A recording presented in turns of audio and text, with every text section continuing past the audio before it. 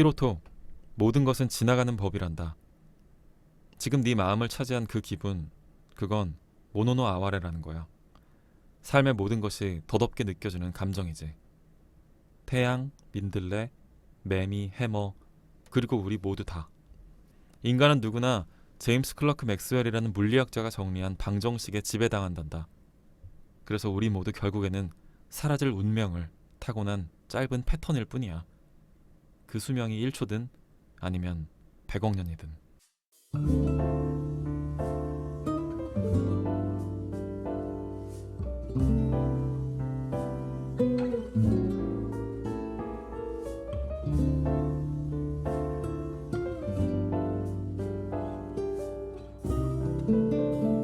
호우 시절로 오세요. 그때 우리가 여기에 있습니다. 90년대 영화 발굴 채널 호우 시절. 저희는 지금 영화 번지 점프를 하다를 발굴 중에 있는데 오늘은 여발포, 여기가 발굴 포인트 두 번째 시간입니다. 네. 근데 갑자기 원호 씨가 읽어준 네. 조금 신박하기도 하고 네. 제 귀에는 낯설고 음. 또 동시에 멋있는 이 글귀는 어디서 인용된 문장인가요? 네, 오프닝 멘트로 제가 좀 좋아하는 소설에서 한 문장을 따와봤는데요. 켄 리우라는 소설가의 모노노 아와레라는 작품에서 한 구절을 읽어드렸어요. 멸망을 앞에 둔 인간들의 고군분투를 다룬 SF 소설인데 종이 동물원이라는 작품집에 수록된 아주 아름다운 아하. 작품이고 오늘 나눌 이야기랑 조금 연결이 될까 싶은 그런 운명 이야기라서 한번 골라봤어요. 이 영화 번지점프를 하다는 되게 가슴 찡한 멜로이기도 하지만 이 17살 남학생, 이 현빈이라는 학생을 이은주 씨의 환생으로 생각되도록 하는 전개를 넣어서 또 되게 신비로운 느낌을 주기도 하는 작품인데요. 그래서 여발포 이 두 번째 코드는 바로 이 대목에 주목해보면 어떨까 싶어요. 현빈이는 정말로 태희의 환생일까요? 아하. 이 영화는 그렇다고 말하고 있지만 다시 한번 짚어보는 걸로 얘기해보면 어떨까 싶습니다. 조세프님은 어떻게 보셨어요? 뭐 사실은 정답이 어느 정도 나와 있는 얘기긴 한데 네. 이제 왜 태희의 환생이라고 생각하는지 뭐 이런 얘기들을 나눠보면서 이 영화에 대해서 우리가 좀 더 깊게 알 수 있을 것 같은 느낌이 들더라고요. 이 영화 보면서 네. 그 당시에는 없었던 개념인데 지금 만들어진 요즘 시대에는 정말 많은 분들이 다 이야기하고 있는 이제 네. 가스라이팅이거든요. 아 그렇죠. 그때는 이런 말이 없었어요. 없었어요. 가스라이팅 뭐 이런 말이. 네. 근데 가스라이팅은 한 3, 4년 전만 해도 우리가 모르지 않았어요? 익숙치 않은 그죠, 단어였죠. 그죠. 네, 네. 이런 개념이 흔치 않았던 시기라서 네. 전혀 생각하지 못했었지만 요즘은 네. 워낙 흔하게 네. 통용되는 개념이다 보니까 또 남발되는 것 같기도 하고. 그렇죠. 좀 네. 오용되기도 하고요. 네네네. 그러다 보니까 이제 인우의 과도한 집착이 네. 아직 성인이 되지 못한 그쵸. 현빈이라는 아이를 네. 그냥 그렇게 생각하도록 어, 길들인 건 아닐까? 그치. 이렇게 되면 이건 이제 스릴러가 되는 그렇죠. 거죠. 네. 맞아요. 저도 딱 그렇게 생각했거든요. 그래서 네. 그런 의심을 좀 하면서 봤는데 네. 인우의 집착이 음. 인우의 판타지는 아닐까? 네. 뭐 이런 생각을 하면서 봤는데 네.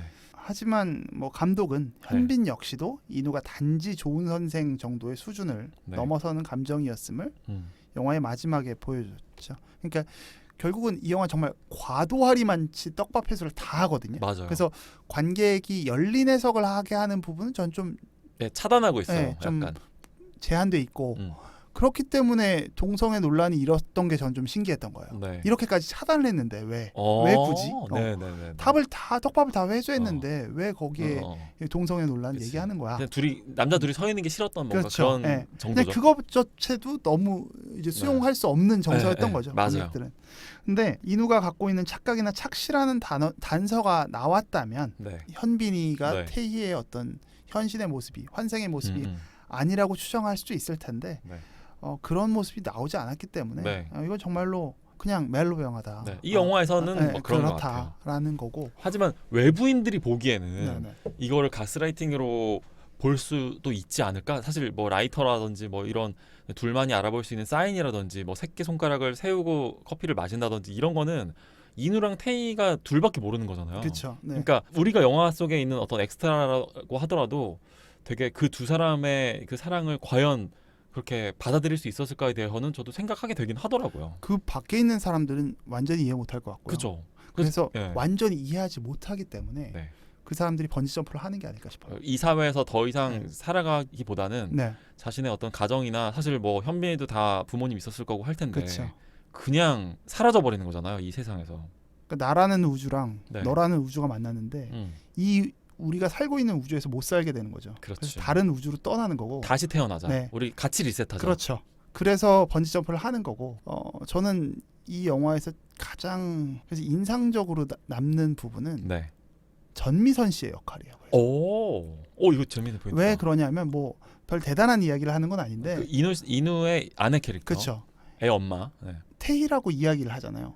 난 네. 태희만 사랑했다라는 네네네. 얘기를 하잖아요. 그리고 자연스럽게 네. 헤어진 것 같은 그쵸. 상황으로 전개되잖아요. 맞아요. 그러니까 그 전까지 전미선이란 배우에게는 네. 전미선이라는 사람이 했었던 역할은 네.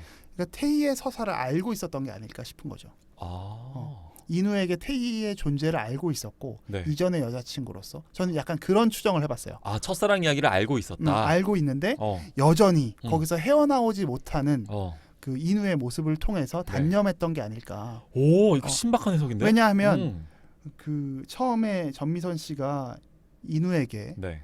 물을 때는 당신 여자 생겼어라고 물어요. 맞아요. 그러니까 바람을 피는 거냐, 네. 당신이 흔들리는 거냐, 네. 무엇 때문에 유혹이 생긴 거냐였는데 이게 유혹이란 건 나라는 뿌리가 있는데 그 네. 뿌리를 흔드는 거였다라면 그렇죠. 제가 추정하기로는 전미선 씨가 여지껏 뿌리는 태희였구나를 다시 한번 확인하게 되는 순간. 이 아니었을까로 해석을 이거 한 굉장히 거죠. 재밌는 해석이다. 그래서 그 둘이 그냥 거기서 딱종이 났던 게 아닐까. 아. 난 더 이상 이 사람 난 어떻게 해서든 그렇지. 인우의 여자가 될 수 없구나. 인우에게 사랑받을 수 있는 존재가 될 수 없구나가 네. 인우를 괴롭게 하는 부분이기도 하고 동시에 전미선의 페이드 아웃되는 부분이기도 했던 그렇구나. 게 아닐까라는 생각으로 해석을 해서 네. 뭐 갑자기 뭐하다 이 얘기까지 나왔는데 아니요, 이 너무 재밌는 포인트고.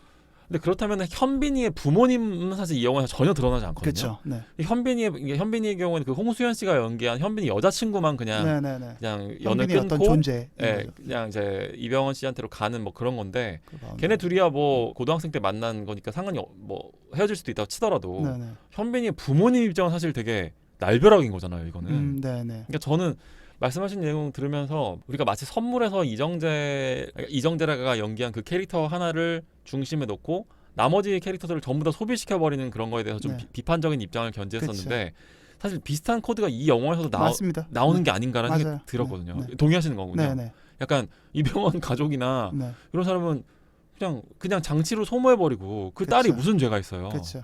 그다음에 그 현빈이 부모님이 도대체 무슨 죄가 있냐고. 음. 근데 전생의 사랑을 발견했다는 이유로 나머지 등장인물들은 그냥 다 그냥 배경일 뿐인 거야. 다 거세시켜 버리는 거죠. 네, 그냥 가버리는 거야. 네네. 라는 맥락을 총체적으로 이해한다면 이 영화를 둘러싼 논란들이 조금은 이해되지 않으세요?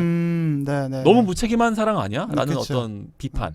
게다가 니네 둘이야 그 얘기를 알겠지만 남자 선생이 학생을 세뇌시킨 거 아니야? 라고 하는 네. 그런 어떤 일종의 뭐 좀 삐딱한 일종의 시선. 약간 라스푸틴 같은. 그렇죠. 일종의. 근데 너무 재밌는 게 이병헌 씨가 2002년도인가에 네네. 중독이라고 하는 영화를 찍으셨는데 혹시 이 영화 보셨어요? 보지는 않았지만 들었죠. 이 영화가 이미연 씨가 나오고 아마 그랬던 것 같은데 네네네. 이 영화가 또 재밌는 영화예요. 오. 반전 영화인데 요 약간 스포일러성이 있습니다. 네. 미리 말씀드리면. 저희 뭐 대놓고 스포일러하는 방송인데요. 뭐. 그러니까 쉽게 말해서 이미연이 이병헌의 형이 있어요. 이병헌의 형이랑 이미연이 부부고 근데 형이 죽는 거야. 어허. 근데 형이 죽고 나서 형의 혼이 이병헌한테 씌이는 거예요. 맞아. 그런 영화. 그래가지고 근데 막 의심하죠 당연히. 네. 이미연은 뭐 아니야 그 어떻게 그런 일이 있을 수가 있어. 근데 이병헌은 마치 번지 점프에서 인우처럼 나야 나 미연하다 못 알아보겠어 이런 식으로 가는 거예요. 근데 나중에 결말에 알려지는 거 봤을 때는 뻥이었던 거죠. 이병헌이 관찰하고 있었던 거예요. 계속 형의 그 모든 둘만 알 수 있는 모든 걸 관찰하고 있다가 형이 죽고 나니까 그걸 자기가 다 따라하는 거예요. 일그러진 사랑의 모습이구나. 그렇죠. 이거는 가스라이팅 맞는 거죠. 네네네. 이런 거일 수도 있는 거예요. 쉽게 말해서. 그러니까 중독이라는 영화는 번지 점프를 하다의 또 다른 가능성을 멀티 유니버스 같은 그런 영화인 거죠. 그렇게 볼 수 있겠다. 그러니까 이렇게 생각할 수 있는 거 아니냐는 거예요. 외부 사람들. 그렇지. 네네. 그러니까 그렇게 생각하면 이 당시 영화를 둘러싼 논란들도 단순히 뭐 동성애냐 자살미화냐 뭐 네. 이런 개념을 떠나서 네. 이 영화가 문제작이라는 그쵸. 부분은 그리고 이슈 포인트들이 있는 거죠. 그죠. 네. 선생님이 저렇게 얘기하면 학생들이 다 그렇게 막 그냥 좀 동경하는 선생님이었을 뿐인데 네. 선생님이 그렇게 좀 또 다른 시선으로 다가왔을 때 학생들이 다 이렇게 뭐 그걸 다 받아들이면 어떡하지? 반응하고. 그런 어떤 학부모들의 우려들 음. 같은 거에 대해서도 뭐 조금 생각은 하게 되더라고요. 그럴 수 있겠네요. 네.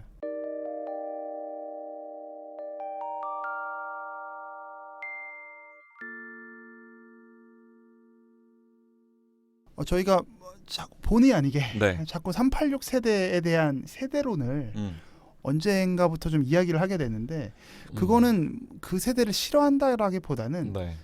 그 당시 제작됐던 영화들을 저희가 다루다 보면, 보니까 네, 제작진들이 네, 어쩔 수 없이 그 세대를 좀 다룰 네, 수밖에 없는 맞아요, 부분이 맞아요. 있어요. 그래서 그럼에도 불구하고 제가 임태희 캐릭터를 설명하면서 네. 386 세대를 좀 함부로 음. 좀 정리하고 재단했던 건 아닐까 이런 생각이 들어서 좀 그렇게 받아들이셨다면 386 세대 분들께는 너그러운 이해를 부탁드리고 네. 반론이나 반박도 얼마든지 환영합니다. 그럼요. 저희는 그런 거 좋아합니다. 그리고 미리 말씀드린데 여러분 생각이 맞습니다. 네. 반박시 님 말이 맞음. 좋아요. 그래서 오늘은 이제 좀 운명에 대한 코드를 좀 이야기해야 될 것 같아요. 이 영화에서도 되게 중요한. 저희가 뭐 현빈 얘기를 했으니까 네. 현빈이 얘기를 해봤으니까 정말 운명에 대해서 이 세대의 감독들이 보여주는 일종의 정서랄까? 네네네. 뭐 이런 것들이 좀 있었던 것 같아요. 상당히 운명론에 기대고 싶어하는 정서, 맞아. 뭐 이런 것들이 있었던 것 같은데 원호 씨는 어떻게 보십니까? 그러니까 뭐 이 세대가 공유하는 정서라는 건 분명히 있는 것 같고, 네네. 그게 또 어떻게 이 시기에 나온 영화들을 저희가 집중적으로 다루다 보니까 저희도 이 얘기를 반복적으로 하게 되는 거는 뭐 필연적인 결과인 것 같아요. 네네. 이게 저희가 다루는 90년대에서 2000년대가 한국에서 이른바 386 세대라고 불리는 사람들, 그 당시 30대, 80년대 학번, 60년대 태생, 네, 이분들이 서서히 대중문화의 주류로 올라선 시기였던 건 맞거든요. 그렇죠. 그래서 저는 저희 방송 호구 시절을 통해서 그 사실을 또 더 많이 배워가고 있는 중인데, 이 번지 점프를 하다의 경우에도 감독님 김대승 감독님이 386 세대시더라고요. 네네. 물론 각본가 고은님 선생님의 경우에는 1972년생이셔서 세대는 약간 그 아래쪽에 계시긴 해요. 근데 다시 한번 386 세대 정신 얘기를 해보면 이들은 그 마르크스의 수혜를 온몸으로 입은 세대라고 볼 수 있고요. 이 당시에 대학교를 다녔다. 대학생 이퀄 사회주의자 혹은 공산주의자라고 거의 등치를 시킬 수 있을 정도로 이 마르크스가 큰 힘을 발휘하던 시대였던 것 같아요. 그러니까 의식화되는 부분이 있죠. 그렇죠. 네. 게다가 한국의 경우에 이 영화의 이제 또 배경이 되고 있는 1983년은 지난번 에피에서 말씀드린 대로 전두환 정권이었고 5.18 이후로 불과 3년밖에 안 지난 시점이었기 때문에 학생운동도 뭐 정점에 달해 있는 시점이었다고 볼 수가 있습니다. 분명히 저항할 그렇죠. 명분이 있는 일단 세력이 기득권에 있었기 때문에 맞아요. 네, 더더욱 동기부여가 됐었죠. 그렇죠. 그래서 이 영화에서 인우가 어떤 얘기를 계속하냐면 이병헌 씨가 첫눈에 반하는 거, 운명 같은 거 안 믿는다 이런 그렇죠. 얘기를 엄청 많이 해요. 네. 요건 이 세대의 시대 정신에 대한 고찰이기도 합니다. 이후에 17년 뒤 국어 선생님이 된 인우가 새학기 첫날 학생들한테 어떤 말을 하냐면요. 칠판에다가 줄을 하나 그으면서 물어봐요. 너무 명대사죠. 이게 뭐냐? 지구다. 이 지구상 어느 한 곳에 요만한 바늘 하나를 꽂고 저 하늘 꼭대기에서 미실을 딱 하나 떨어뜨리는 거야. 그 실이 나풀나풀 떨어져서 바늘 위에 꽂힐 확률. 바로 그 계산도 안 되는 기가 막힌 확률로 니들이 지금 이곳 이 지구상에 대한민국, 중에서도 서울, 중에서도 세연고등학교 2학년 그걸로도 모자라서 5반에서 만난 거다. 그래서 뭐 니들 옆에 있는 친구들도 다 그렇게 엄청난 확률로 만난 거니까 나하고도 그렇게 만난 거고 그거를 인연이라고 부르는 거다 라고 말을 해요. 이게 굉장히 명대사고 로맨틱하게 들리기도 하지만 사실은 인연이라는 거에 대한 굉장히 이과적인 그렇죠. 확률론적인 분석이거든요. 네네. 이 세대의 사고방식이라는 게 이렇다는 거예요. 운명? 그게 뭐야? 그런 거 있어. 신? 그런 게 어딨어. 그냥 우리는 부모가 관계를 맺어서 낳아진 유전자의 집합체인 거고 사랑? 그거는 그냥 뇌에서 나오는 호르몬 작용이지. 뭔가 이런 식이라는 거예요.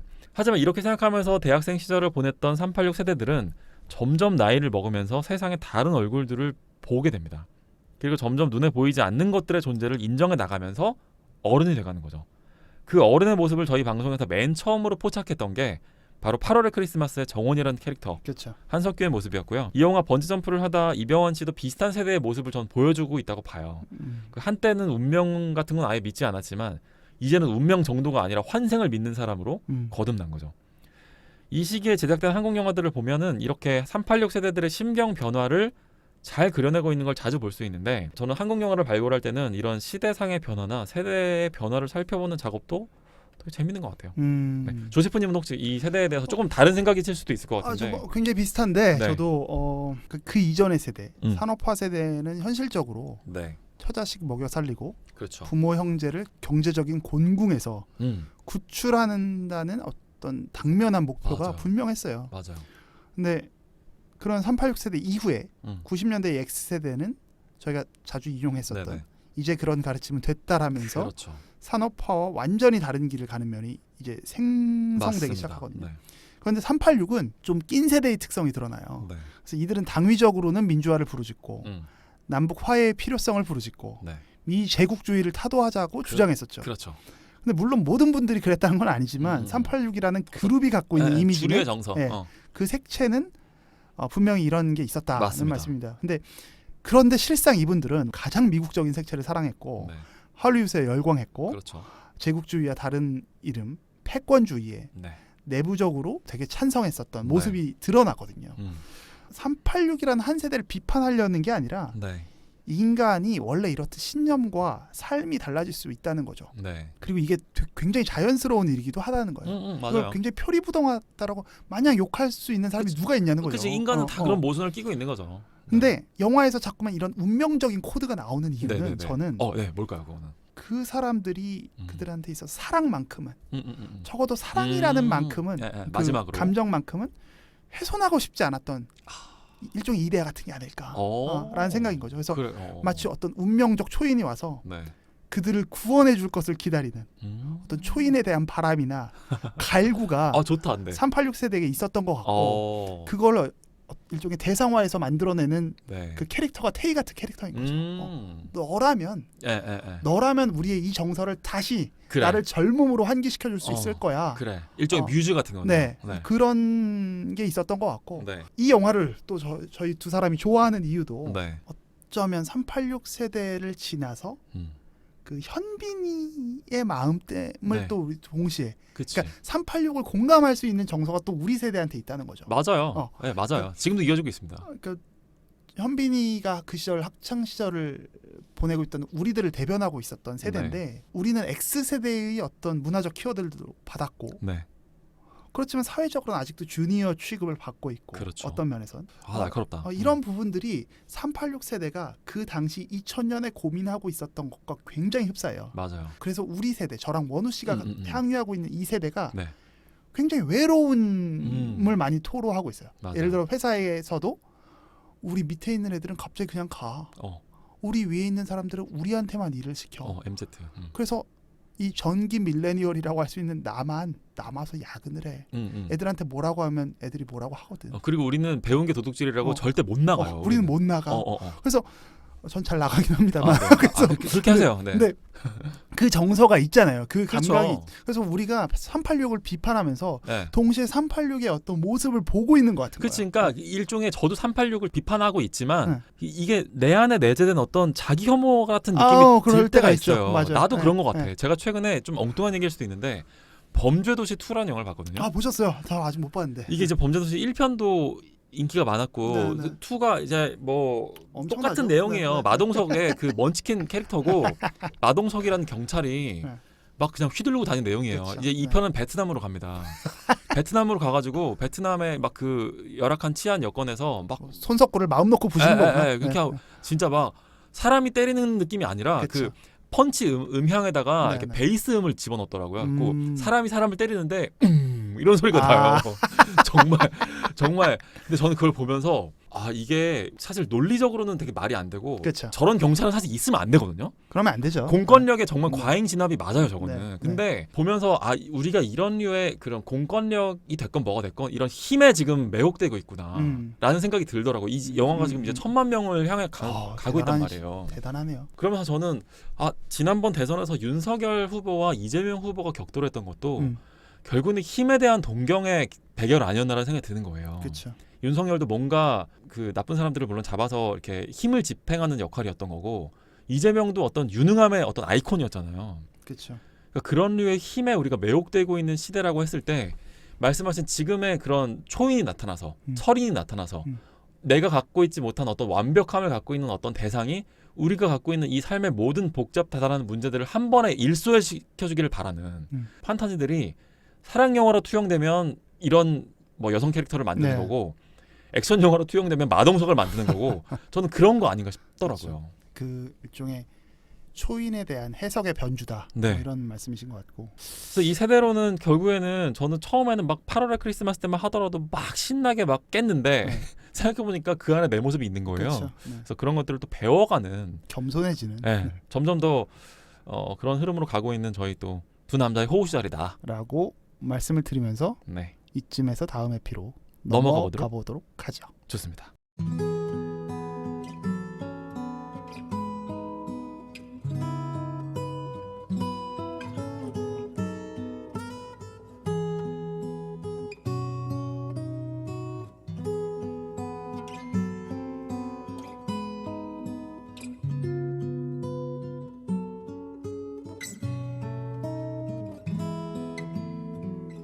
우리의 호우 시절.